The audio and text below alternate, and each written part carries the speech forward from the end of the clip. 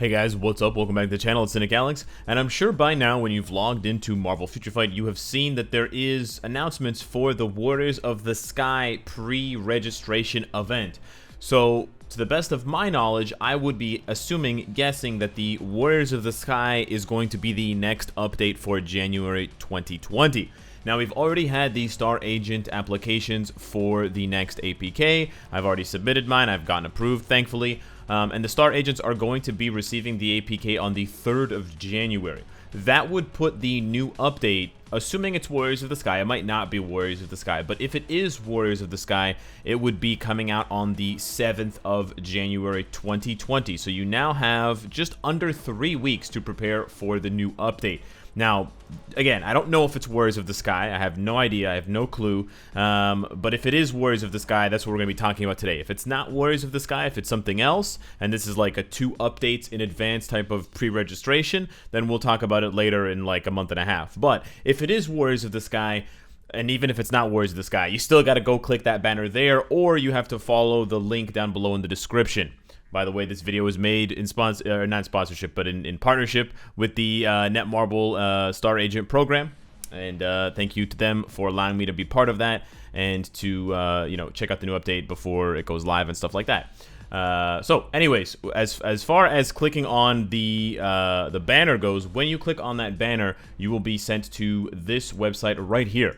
And so you see Marvel Future Fight's new original characters, Warriors of the Sky. If you don't know who these characters are, I've made previous videos about them. I'll link a card for you to check it out. They're basically 4 new characters representing 4 divine beasts from like sort of ancient Chinese sort of mythology, and they represent 4 cardinal directions: north, east, south, and west. There's a little video here that introduces them. We have Cage narrating a longer video, and we'll get into the characters' details in a second. But here's the interesting part: you want to click that pre-registration button there, and you want to enter your email address, whether you're on Android or iOS, and you want to click agree. Now, some people have told me that they have had problems typing in their email. I want you to make sure that you don't have any spaces accidentally placed in this box. So if you're having trouble, if you're clicking pre-registration and it's not going anywhere, it's not loading, it's giving you an error message, type out your email address on a separate window, like in a Word document or something, copy that with no spaces at the beginning or at the end, and then paste it into here. I think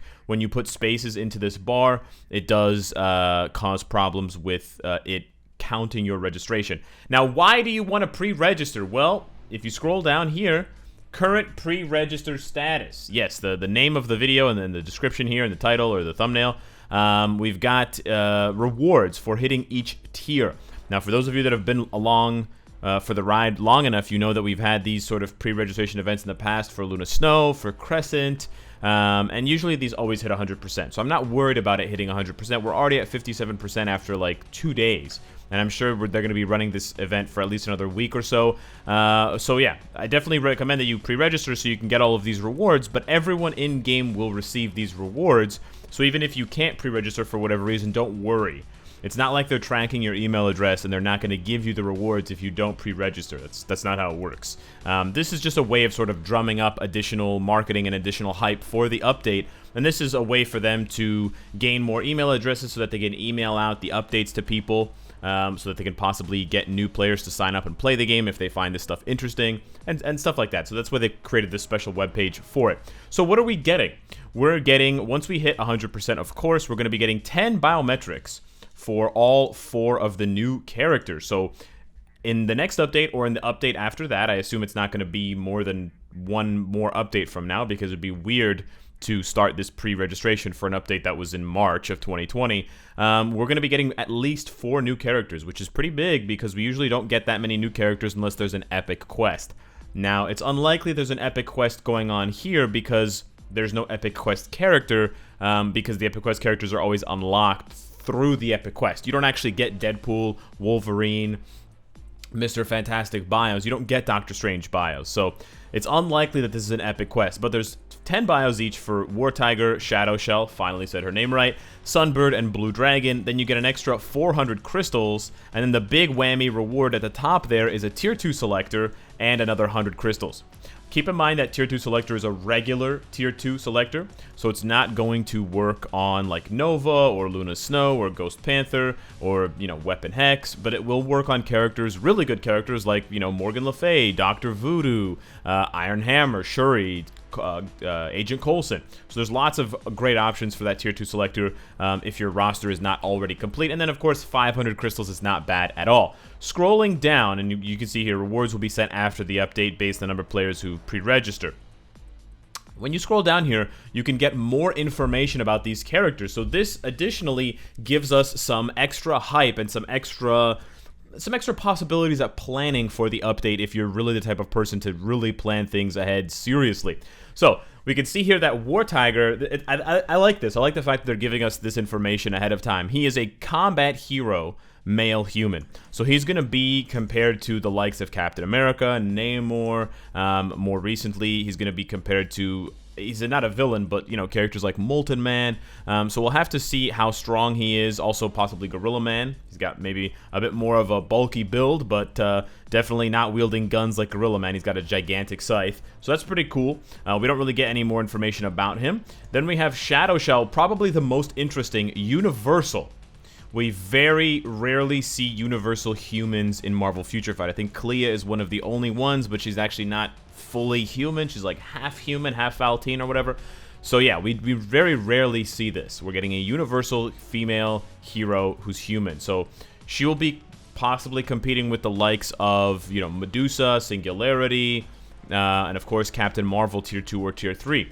This one's also interesting because it says that she has toxic immunity. Well, I hate to break it to you, Marvel Future Fight, but you guys don't really want, you guys refuse to do anything. You don't want to have anything to do with sort of poison and toxic damage in Marvel Future Fight, so this doesn't really matter. This is more of like a lore-based thing. This doesn't really matter in the game. It would be awesome if you guys reworked poison damage and made characters like Green Goblin and Lizard and Kraven and Dr. Voodoo actually deal poison damage in large amounts. That would be cool. Then it would be relevant that she has toxic immunity. Imagine that. Anyways, I digress. And then we have Sunbird, who is a speed type hero. Interesting that a red hero is not combat but speed. Anyways, that sort of threw me for a loop, but maybe it didn't throw you for a loop. I think not everyone, but I think a lot of people are interested in Sunbird because he heals and revives allies. That sounds pretty OP. Imagine Sunbird reviving Jean Grey for a third time. That's when I get my shotgun. Imagine Sunbird reviving Thanos in PvP. No thank you. And apparently he can fly. So personally, I think if he revives people and he can fly, he probably should have been the universal type and not Shadow Shell, but what do I know?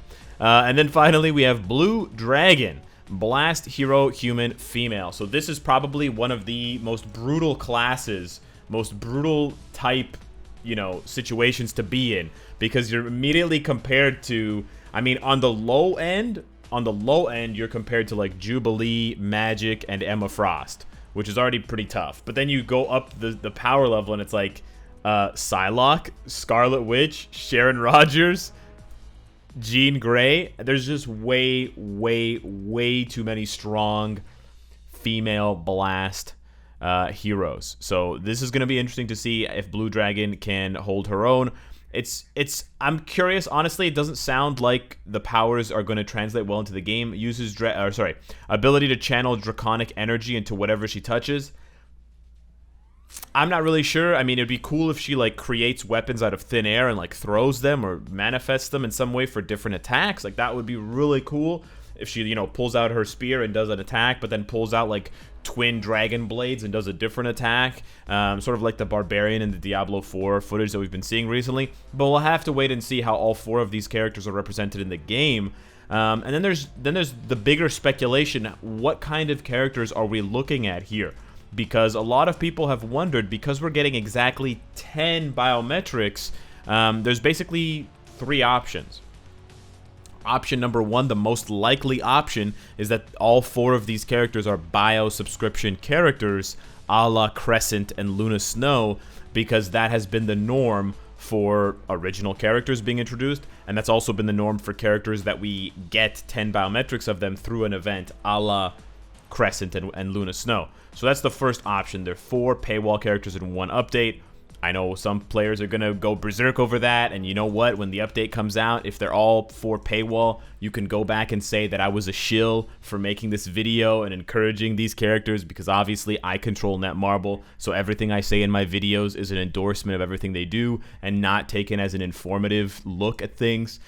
Wink, wink. The second option is that these are native Tier 2 characters. That is also a possibility, although less likely, but it could be a way for Netmarble to bleed the older players dry of Black Antimatter and Chaos Nornstones, because as you guys know, veterans, even veterans who are low spenders have been able to save up and bank up so much Black Antimatter, because the number of characters that were released, especially in the last year or two, that need Black Antimatter has been very, very small. We've gotten Dr. Doom and Silver Surfer this year, I believe.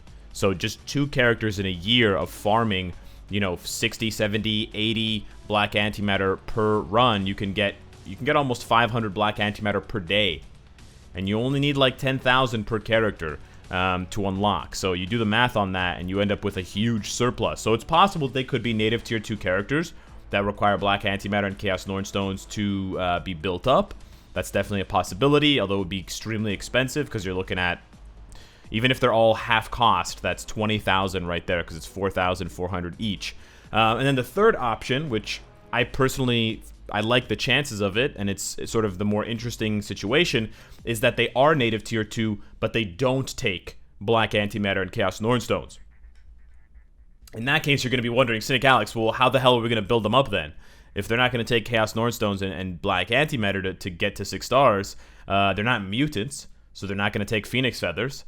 What if they introduce a new currency with a new game mode, a la World Boss, right? So what if they make a brand new game mode that's like World Boss, but it's not like World Boss in terms of the gameplay, but it's like World Boss in the sense that you get a certain number of entries per day, and then the boss that you fight will drop these materials that you use to build up these 4 Warriors of the Sky. I think that would be really cool. Perhaps there could be like the Sky Kirin boss that you have to fight, and maybe you can get bonus materials for beating the Sky Kirin if you use one or more of these characters. It's also going to be very interesting, I haven't brought this up too much, but how are they going to integrate 4 characters into a game that is almost exclusively a 3-character party system? I would love for Marvel Future Fight to expand their horizons and start introducing new game modes where you can create teams of 4 rather than creating teams of 3, because I don't know if you guys have noticed, but Marvel in general, they prefer bigger numbers for their teams. I mean, the Avengers are at minimum 5-6 members whenever they go out on missions for the most part, unless it's something covert. The Fantastic Four are 4. They're a family of 4. Thanos and his Black Order, the Cabal, that's a group of 6. So, yeah, maybe call me just an old boomer because I've been playing the game for so long, but I'm personally kind of bored of the sort of 1-2-3 combo. I would love to see them experiment with combos of 4, possibly combos of 5. It would open up a lot of new, unique things, especially if you could take advantage of different effects. Like, let's say, if you have a team of 5, let's say you have 1 leadership slot specifically for the leadership ability. So let's say I want to take advantage of Punisher's leadership ability, 24% all attack. And then you've got 1 support slot, someone like Coulson. And then you've got 1 passive slot. And maybe that passive slot will give the passive effect to the whole team. So let's say you put Wolverine in there and his passive is healing. So now the whole team's got to heal. I don't know. I'm getting crazy with it, but I think that's what Marvel Future Fight should do. I think they should shake things up. I think we need something to inject a lot of new blood into the game and get the veins going. And I think Warriors of the Sky, especially because they are a group of 4, could definitely bring something new to the table. So I'm personally hoping for really cool characters, of course, but most of all, new game modes or massive, massive reworks to existing game modes. But yeah, that's all I have to say about the Warriors of the Sky pre-registration. Definitely hit up the links. Definitely follow the banner in-game. You can also follow the banner over here in the inbox. If you go over to the notices tab, you can go here, and then you can click on that banner there, and that will also lead you to the sign-up page where you can pre-register. Let's hit 100%. The links are also on the Discord if you haven't joined that yet. It's popping over there. People are talking about lots of cool things. Lots of cool things. That's how I describe things. I sound like a kindergarten teacher. But anyways, let me know what you guys think of the Warriors of the Sky. Are you hyped? What are you going to do with those 500 crystals? I know it's not that much, but yeah, it's something. It's nice. And the tier 2 selector is dope, and being able to unlock all 4 of these characters is dope. And then last but not least, I almost forgot, what should you do with the information now that you know that we're getting these 4 characters at 1 star, at, with 10 biometrics? Well, start saving 6-star rank up tickets and possibly mega tier 2 tickets. So if you were thinking about spending your, mega rank up ticket or individual rank up tickets, if you were thinking of spending them on another character, maybe wait a couple weeks to see how strong the Warriors of the Sky are, if it's their update next, and then spend those tickets on those characters, because we're only going to be getting them at 1 star. We don't know if they're going to be farmable. And then there's also going to be a new Gwenpool event, or a new holiday event coming around tomorrow, where you're going to be able to get tokens to exchange for a 6-star, 5-star, or 4-star rank up ticket. That's another opportunity to grab one of those tickets, save it, and see how good the Warriors of the Sky are. So hopefully this has been helpful to you. Let me know what you think of all of that in the comments down below. Thank you so much for watching this video, and I will see you in the next one. Take care.